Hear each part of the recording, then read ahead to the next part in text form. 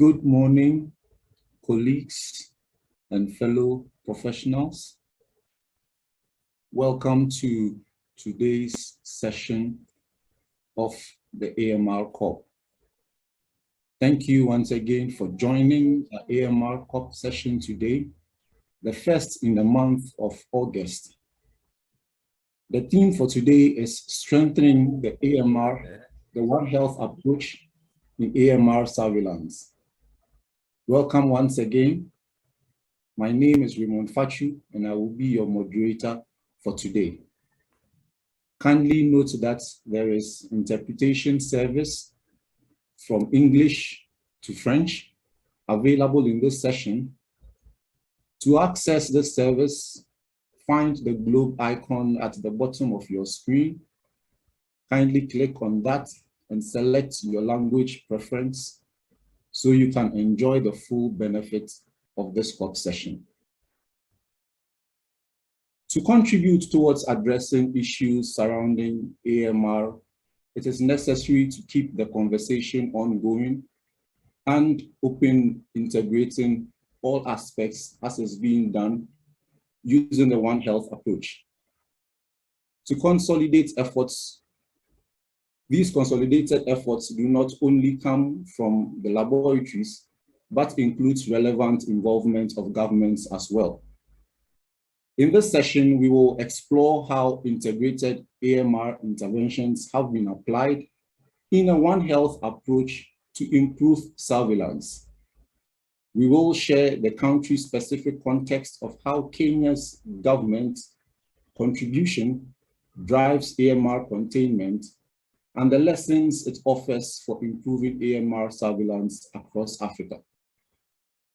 Within the 1 hour period that we will share together, we will dwell on the topic, integrated interventions for AMR containment, the government's role, Kenya approach. Sharing with us on this topic is Dr. Emmanuel Tanui, specialist pharmacist working at the Kenyan Ministry of Health, Division of Patients and Health Workers Safety. He is also the National Antimicrobial Stewardship Focal Point and Secretary to the National AMS Technical Working Group in Kenya. Also, we will have Dr. Eunice Atieno Omondi, who is the Assistant Director of Veterinary Services stationed at the Transfer and Receiving Facility of the Central Veterinary Laboratories, Kenya. She is also a Fleming Fund Fellow, Animal Health Surveillance. Colleagues, welcome once again, and I hope we have the full benefits of this session. At this point, I will hand over to Dr. Eunice Omondi, who will take us off in this very interactive session. Over to you, Dr. Omondi. I am Dr. Eunice Omondi, and together with Dr. Emmanuel Tanui, we are going to do a joint presentation on integrated approach on AMR, and hope you'll be able to grab something and feel free to ask questions after this. Thank you. I'm going to take you through the introductory part of the integrated interventions for AMR containment, the Kenyan approach. This is in courtesy of the NASIC Secretariat, Ministry of Health, Kenya, and Ministry of Agriculture, Livestock, Fisheries, and Cooperatives. Yeah, next. I'm going to take you through the government role. Next. Next, please.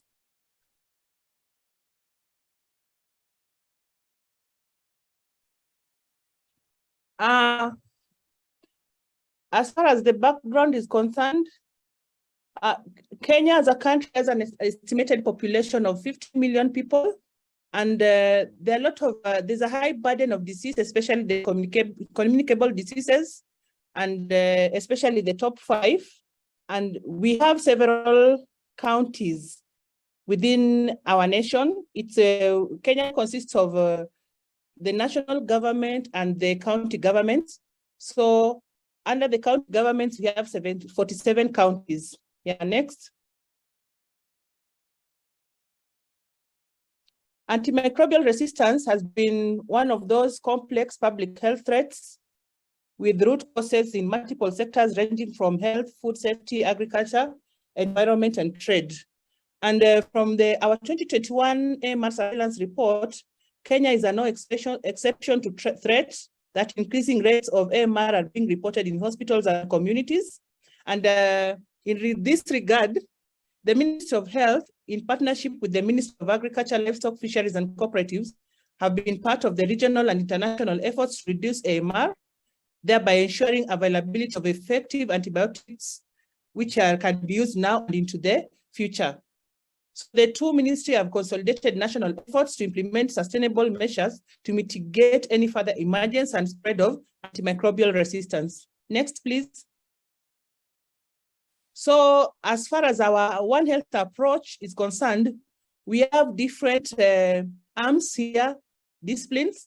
So from the human health side, the AMR is used for the antimicrobials are used for therapeutic purposes. And this is dispensed to the people who come from the community. And from the other arm of the agriculture sector, we have the animals. The antimicrobials are used for treating animals. And also some are found in plants, are used in pest controls, and also in the aquaculture. There are those diseases which affect the aquatics, which needs antimicrobial interventions. So there's a lot of interaction. And all these, if from the agriculture sector, we realize that if the withdrawal periods are not properly observed, and these products are consumed by humans, they create resistance.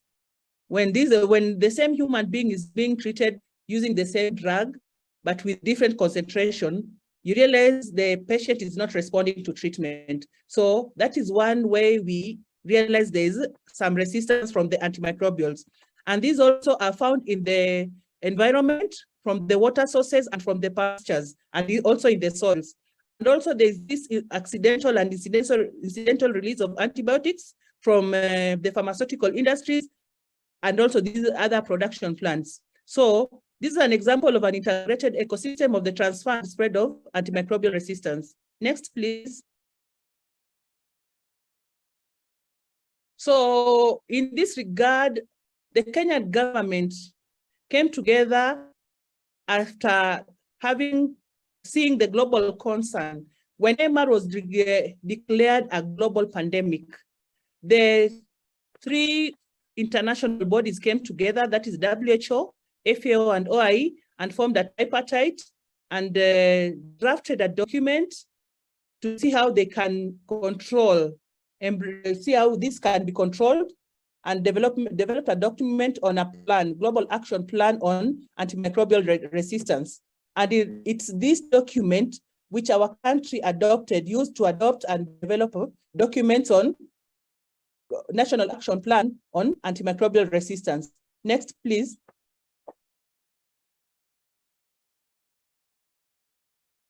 So this is just a chain of what took place until we developed these two booklets, these two documents, which are launched in the year 2017.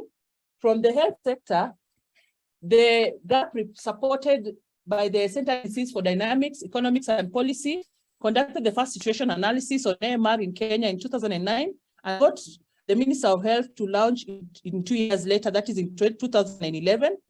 You can see it from there. And then at the same time, the Ministry of Agriculture, Livestock, and Fisheries, supported by the FAO, was also conducting research on AMR. So the sectors were operating independently, the biggest barrier being communication, no clear leadership or linkages between the separate initiatives. In 2013, recommendations for the establishment of a national AMR program and a multi-sectoral advisory committee was initiated, and this led to concerted coordinated action on AMR, which was then spearheaded by the chair of the new National Antimicrobial Stewardship Advisory Committee constituted in the year 2014. This led to development of AMR National Action Plan in 2017, consistent engagement and information sharing between stakeholders working in AMR space using available government platform was critical in engaging and sustaining government leadership and commitment. Next, please. So that is a pictorial view of when the two documents were launched. Next, please. So we can see after the development of the National Action Plans, we can see we had a multi-sectoral collaboration. There are various factors you can see which are involved there. Nothing can work in success without engagement of people, money, time, and technical support. And with that, we also have other factors coming in. The multi-sectoral collaboration means how a country organizes its system and processes to achieve coordinated, effective action on AMR. The implementation of the National Action Plan was guided by the key institutional coordination and legal framework operating at different levels of the governance system in the country. And this led to sustained, coordinated, and complementary efforts of individuals and groups around locally and globally, including public and private sector partners, healthcare providers, healthcare leaders, veterinarians, agriculture industry leaders, manufacturers, policymakers, and patients. Next, please. So the role of government, basically, the role of government was to deliberate coordination of different stakeholders, that is the civil society and the private sector and other sectors such as health, agriculture, trade, education, and environment to jointly achieve a goal. And also another role was to institutionalize mechanism for coordination of the AMR agenda across all the relevant sectors, integrate AMR agenda within the sectoral plans and strategic interactions, which was supposed to happen between the government and various collective stakeholders for the reforms to take place. Next, please.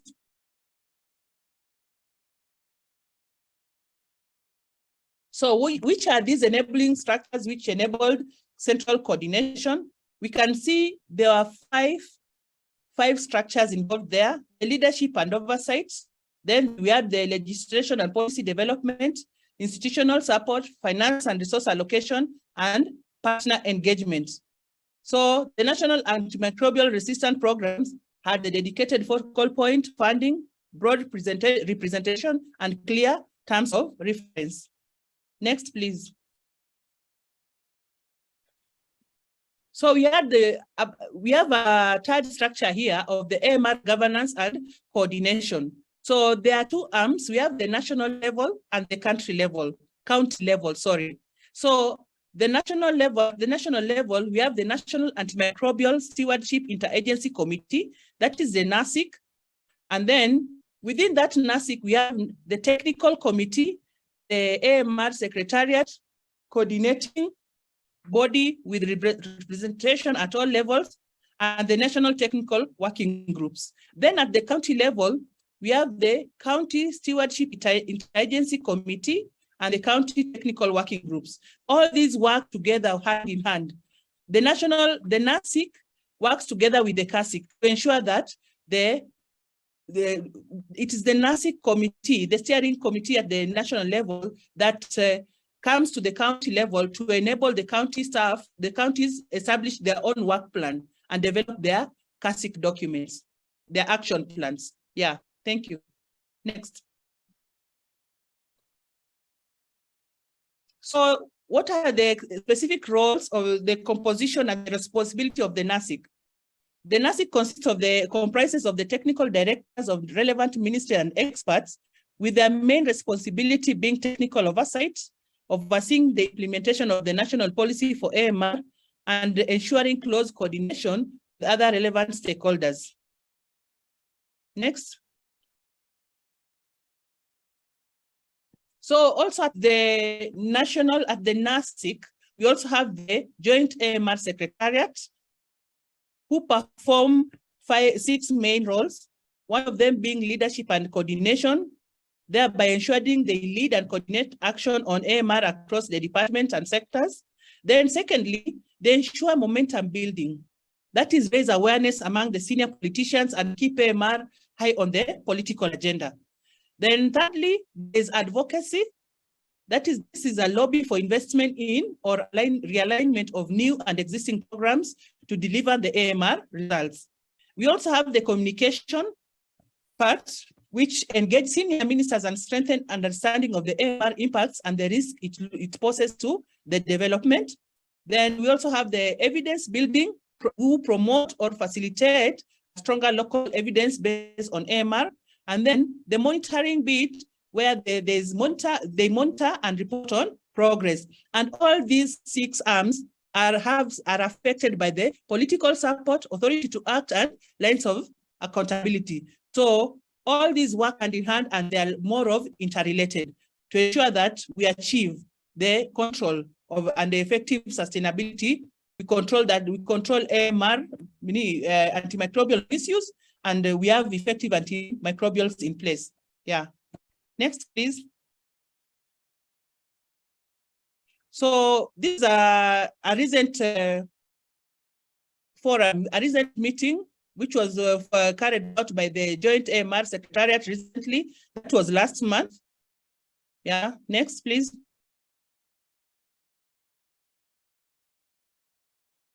So under the county government, we have the CAR6. So that is the county government coordination mechanism.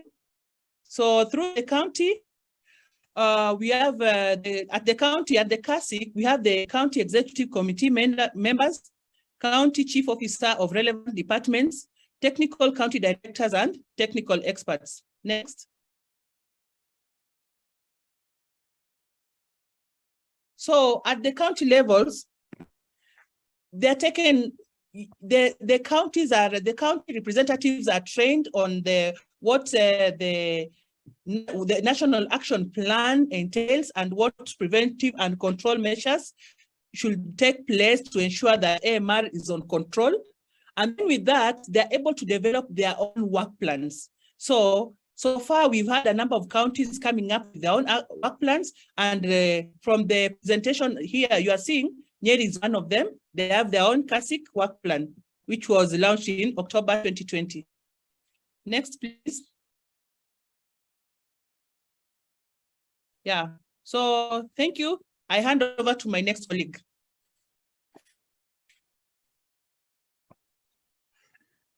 Thank you very much, Dr. Omondi, for that very elaborate presentation on the governance mechanism for country, and I will proceed to make my presentation on what we have been able to achieve so far under this mechanism. Are you able to see my screen? Yes, Dr. Tanui. Yes, thank you very much. So as Dr. Omondi had mentioned, we have different governance units in our AMR organizational plan, and one of the key bodies that coordinates implementation of our national action plan for AMR is a joint AMR secretariat.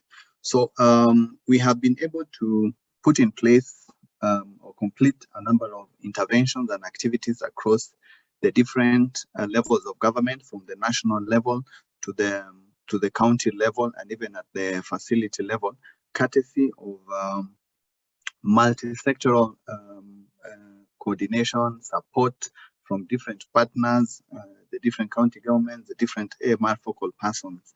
So these are just a few of the interventions that we have been able to put in place in a One Health approach.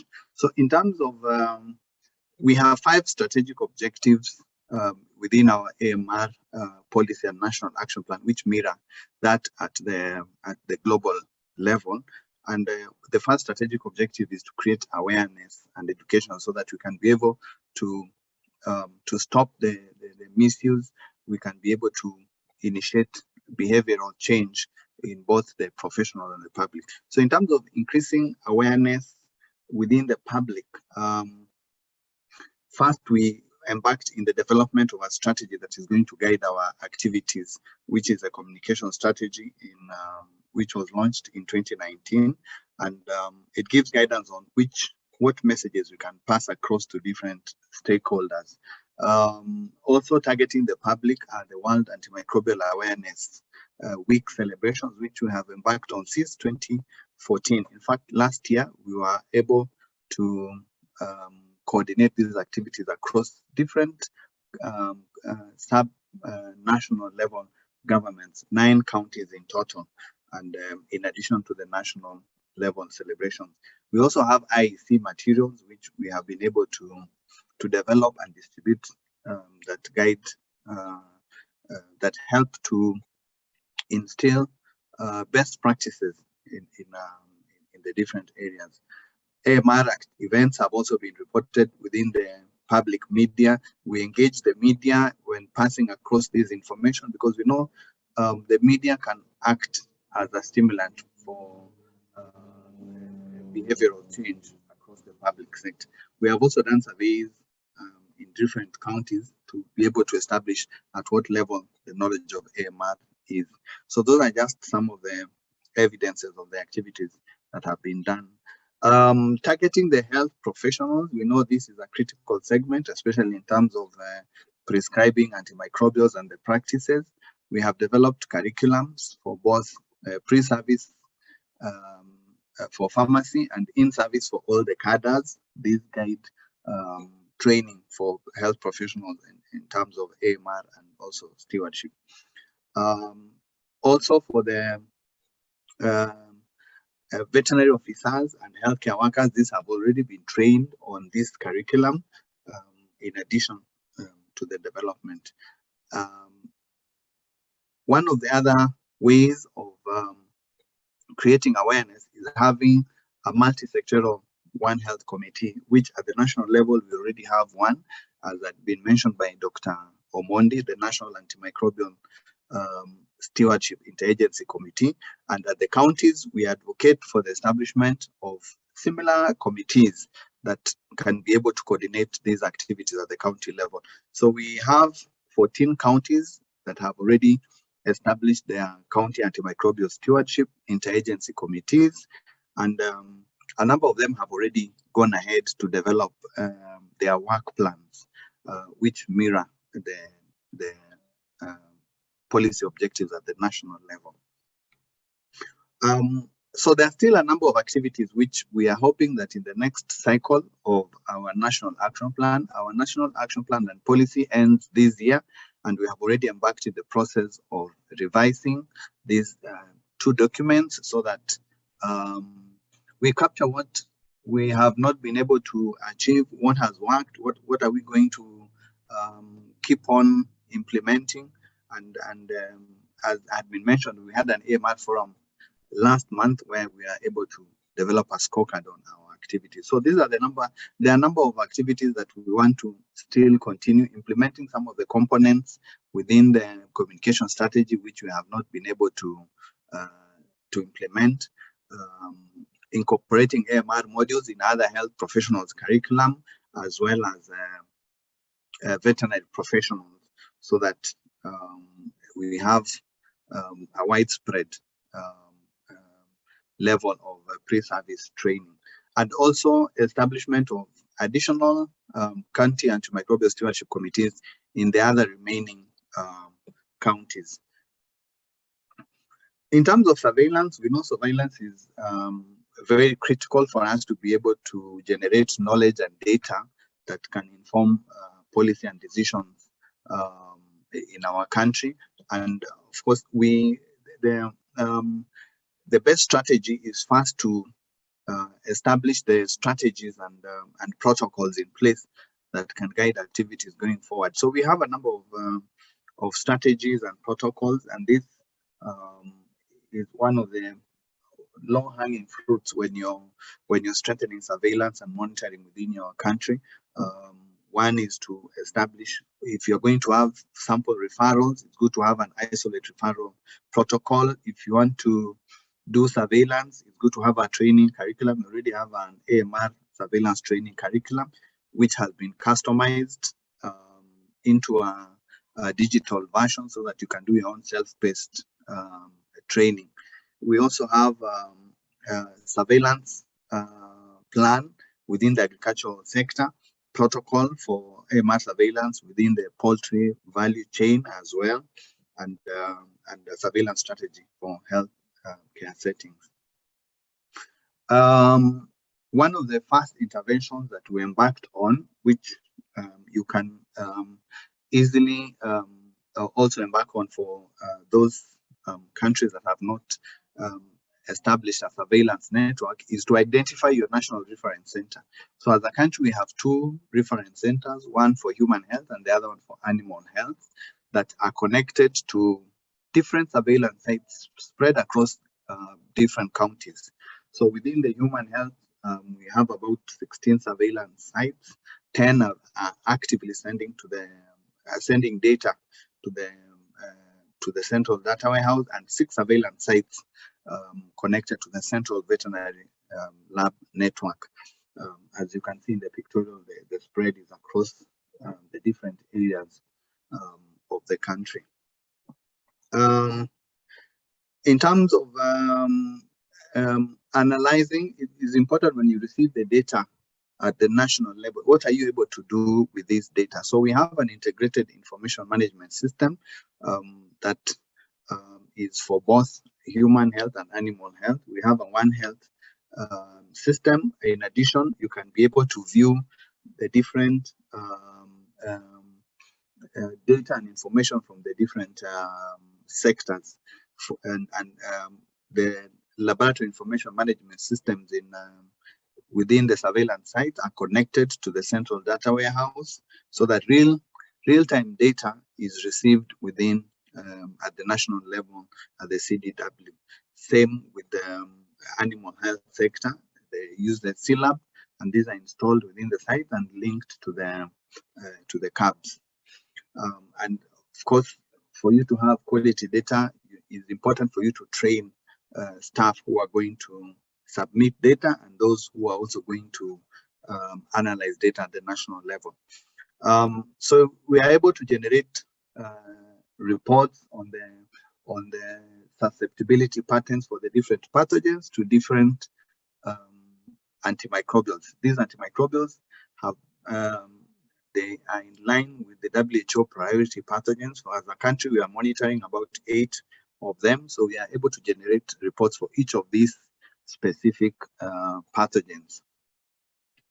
So this is just one of the reports that we're able to generate from the AMR, the annual reports. We generate annual surveillance, AMR surveillance reports from the different sites. And as you can see, this is one of the susceptibility patterns for E. coli, and you can clearly see that there are a number of antimicrobials that are already demonstrating high level of resistance to E. coli, and those that are still sensitive. So these and many more other data can be used for generating antibiograms, which can be utilized by the health facilities to guide prescribing patterns.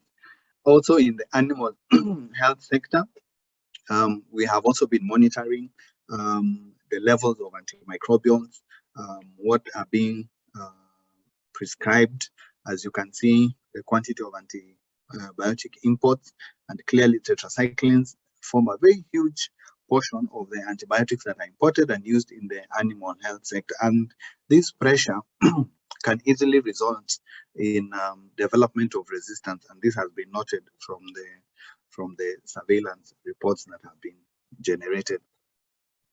In terms of IPC, we know IPC and antimicrobial stewardship are two of the most effective ways of countering and mitigating resistance.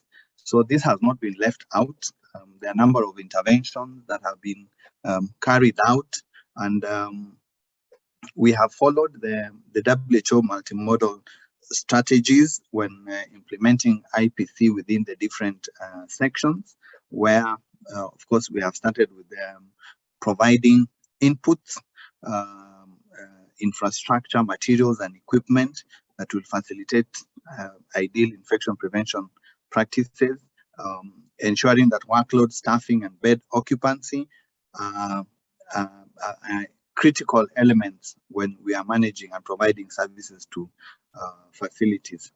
So all this will facilitate the development of guidelines, education and training, surveillance, monitoring, audit, and feedback. So all these are very critical in terms of having an effective IPC program. So in implementing our strategies for infection prevention and control, it's good to establish an IPC program first at the national level, which you now cascade to the different sub-national levels. For example, being able to have county IPC advisory committees in a number of counties, and we are happy that at least each of the counties has an IPC coordinator who can be able to spearhead, lobby, and provide advocacy for establishing these IPC committees at the county level and at the facility level. We are guided by different policies and guidelines, and as a country, we have an IPC policy and guidelines in place and a strategic plan. So this basically can guide the practices within the facilities, because sometimes it's not easy carrying out training and sensitization to all levels. But if you can be able to provide guidance which professionals can rely on, this can go a long way. In terms of capacity building, I'll start with that for the human health. We've also done capacity building on IPC for the animal health. For the human health, we've established IPC training curriculums that can be able to be used for both physical and virtual training platforms, and can guide trainers when they're carrying out trainings for infection prevention. The other easy strategy for you to be able to implement standards that can guide IPC is to incorporating these IPC standards within your accreditation and the inspection channels, so that even as inspectors are going to inspect facilities, they can be able to rely on the IPC standards. In the animal health, hygiene and food safety has been strengthened across the different value chains, as well as the environment, through sensitization of government personnel on food hygiene and biosafety. We've also been able to develop these biosafety guidelines for dairy, poultry, and the pig value chain. These have been identified as some of the most critical areas with high antimicrobial use. We know that quite a number of farmers misuse antimicrobials by using them for preventive and also other unethical practices. So also in terms of strengthening the standards for IPC in the animal health sector, these have been incorporated within the training and education sector, and these personnel have been trained on the aspects of meat processing and dairy processing at that level. Our fourth strategic objective deals on the appropriate use of antimicrobials, and one of the first strategies that you can embark on to be able to establish or ensure that we have appropriate use of antimicrobials is to develop strategies. These strategies give guidance to the use and prevent the misuse of antimicrobials in our different sectors. So as a country, we've been able to develop a number of strategies from the antimicrobial stewardship guidelines within the healthcare settings. We have guidelines for prudent use of antimicrobials in animals. We have guidelines for antimicrobial stewardship in an integrated aspect that captures the aquaculture, the crop sector, and all the other areas, especially strategies that were not captured by the specific guidelines for the two sectors. So we have an integrated MS plan, as well as revising our essential medicines so that they recognize the aware classification that ensures that we preserve some of those critical antimicrobials from developing resistance. After establishing, or rather putting in place the strategies, the next aspect is now establishing antimicrobial stewardship programs in the different facilities and areas, so that these can be able to facilitate interventions at either the facility or the county or at the national level. So as I mentioned, we already have a national program. We have AMS programs within the facilities. We have different tiers of facilities in our country, and we started with the high level care facilities, what we call the level 6 healthcare facilities. Then at the level 4, we already have more than 30% of these county referrals having antimicrobial stewardship programs. So we are cascading this downwards to the different levels, and we are hoping that at least some form of activity is going to happen even at the primary care level. The other aspect on strengthening optimizing the use of antimicrobials is ensure that there's proper regulation and monitoring of antimicrobial consumption and use. And one of the ways is you can embark on this is offering regulatory advisories to both the healthcare professionals and the public on how we can use, for example, antibiotics prudently. For example, to the public, you can ensure that you give them guidance that they should not share the antimicrobials. They should finish the doses as prescribed, and also to discourage the practice of going to request for antimicrobials without a prescription. So these are ways in which we can improve appropriate use of antimicrobials. Finally, we have a number of reports that I just wanted to present on this antimicrobial stewardship part, antimicrobial consumption and use. We have done a number of studies. We have been able to analyze the data that we have obtained, for example, on AMC, depending on the guidance that we are given by the WHO and the OIE. For example, in the estimation of national levels of antimicrobial consumption, as you can see, consumption has been decreasing across the years, and we are happy that we can be able to attribute some of the interventions that we put in place to the reduction in the consumption level of antimicrobials. We've also been advocating for the increased use of oral antimicrobials and the reduction of parenteral, because these are associated with increased risk of patient harm. In terms of the different classes of antibiotics, as you can see clearly that we have a lot of work to do in terms of ensuring that we do not rely too much on specific molecules, because we know the more you prescribe some of these antibiotics, the higher the pressure for resistance to develop. And these can offer guidance even as you're putting in place policy directives, policy guidelines in the different countries, what you should be able to advocate for. We want to ensure that we have availability of the different classes of antimicrobials, so that we do not rely on 2 or 3 specific antimicrobials, which means that we have a high risk of developing resistance. The last objective is on research and development. This is important for us to be able to demonstrate the economic case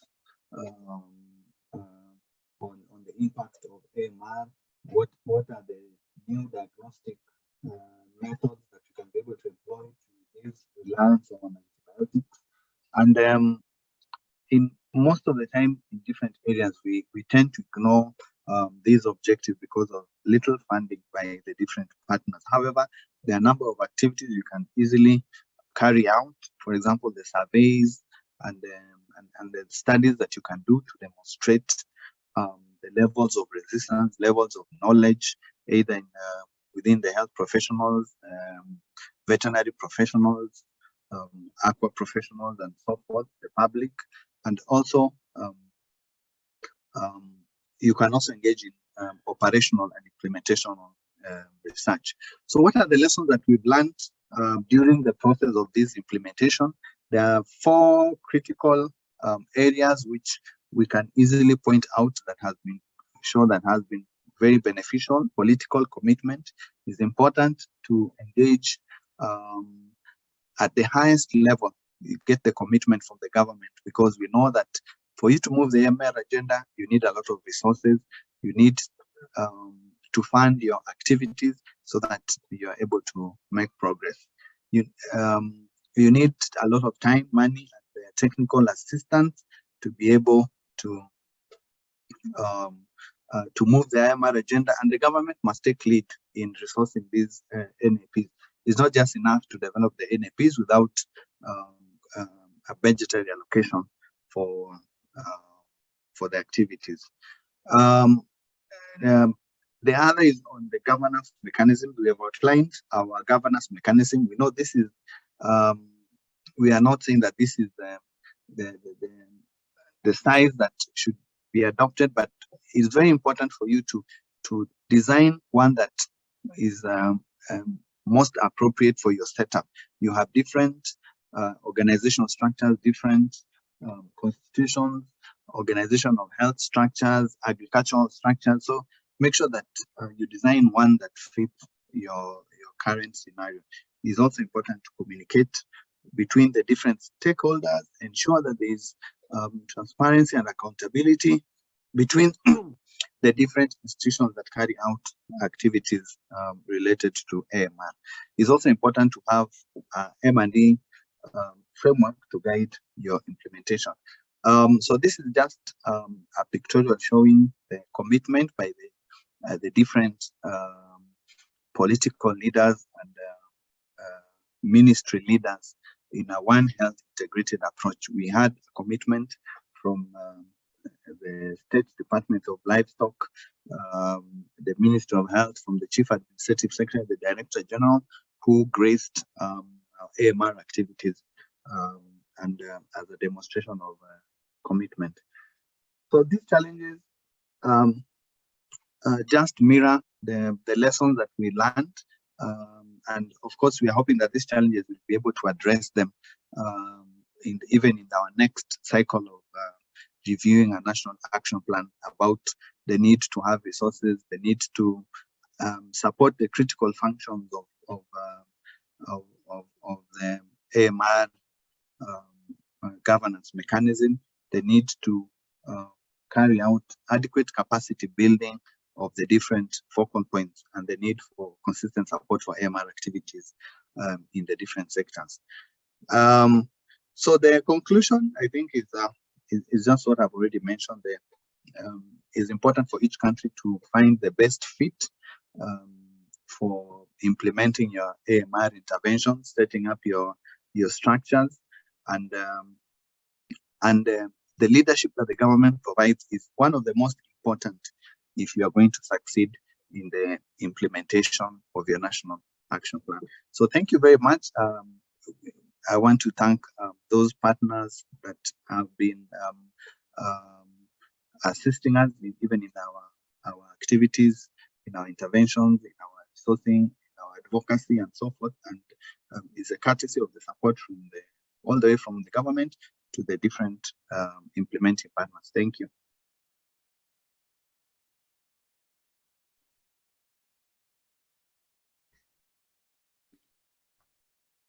Thank you very much, Dr. Emmanuel, for those very insightful presentation.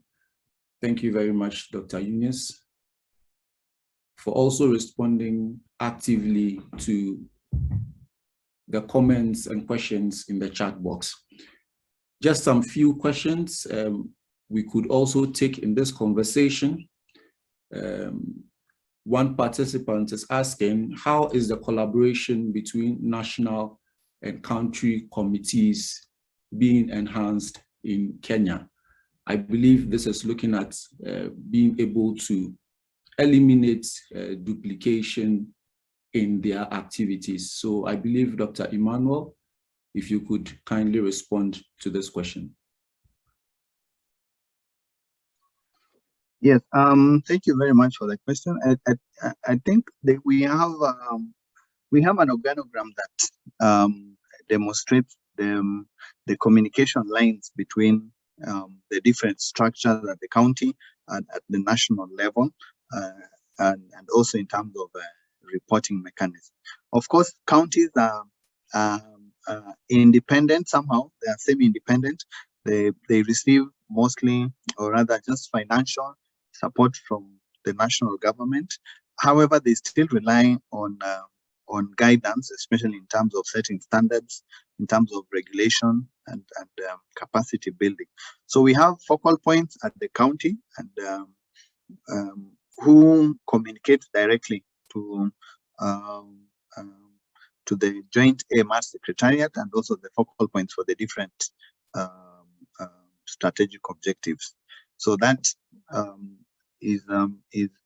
provides an active link for communication and collaboration.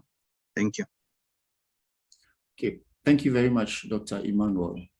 I think that clearly ensures that we are able to consolidate all the efforts at all levels in ensuring that the impact of each of these committees and their activities in AMR surveillance is highly enhanced. Another question we'd like to also bring to the forum is in the aspect of data, and there is quite a lot of it being asked from our participants here. Now, regarding interoperability of data, how is the data being managed? How is it being consolidated further in this integrated approach? Are the human and animal health data maintained in a similar repository? And how are they essentially, in the grand scheme of events, used to improve AMR activities relating to the Kenya approach? Dr. Emmanuel, would you mind sharing some insights? Yes, thank you very much. I know this is one of the aspects that is not very easy to achieve, but as a country we've established a One Health platform that where the human health and the animal health sector can submit their data to the platform. So within the platform, you can be able to view the different dashboards, especially if you want to select specifically, for example, the animal health dashboard. You can be able to view data from the animal health. You have a dashboard for the human health, and there are different, of course,